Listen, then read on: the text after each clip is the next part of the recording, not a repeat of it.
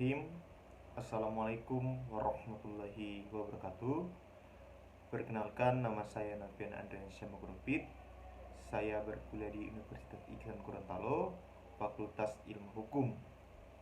Di sini saya akan menjelaskan tentang mengenai Green Konstitusi yang akan saya sampaikan di video ini dengan adanya lingkungan hidup di Indonesia tersebut.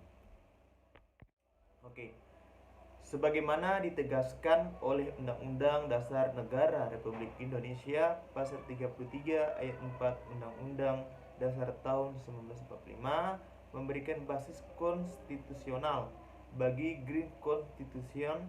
Dengan demikian, norma perlindungan lingkungan hidup di Indonesia sebetulnya kini memiliki pijakan yang semakin kuat. Namun masih belum banyak pembuat kebijakan publik maupun masyarakat luas dari tanah air yang mengetahui dan memahami hal ini.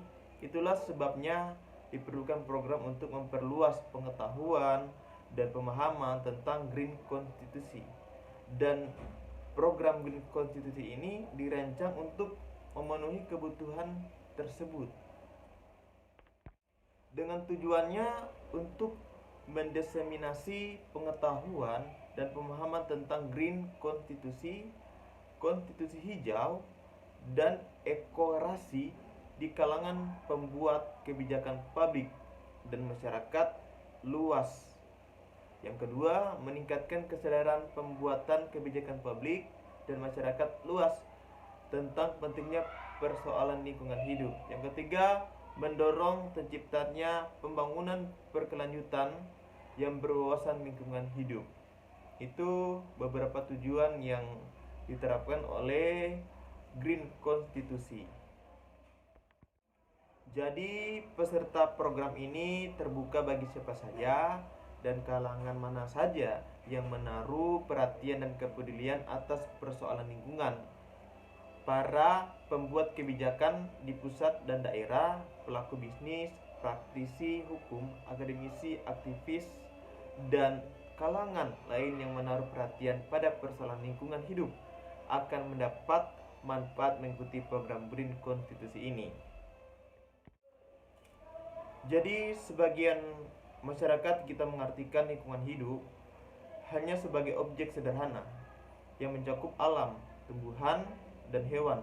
Padahal ruang lingkup lingkungan hidup jauh lebih luas daripada hal tersebut, yaitu menyangkut entitas seluruh di mana semua makhluk hidup berada.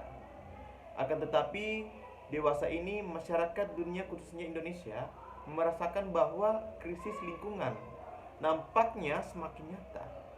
Menurut Matthias Figger, krisis lingkungan hidup yang terjadi di kalangan dewasa ini disebabkan karena kebijakan yang salah dan gagal teknologi yang semakin tidak efisien, bahkan menjadi cenderung tersebut.